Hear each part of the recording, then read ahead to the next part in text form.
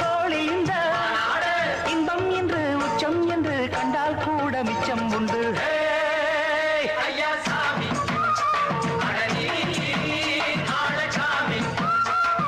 யாரு அந்த ராதிகா கண்ணனோட கோபிகா சையா மாசியா வைகாசியா தாலிக்கு முன்னால பொண்ணோட ஜாலியா.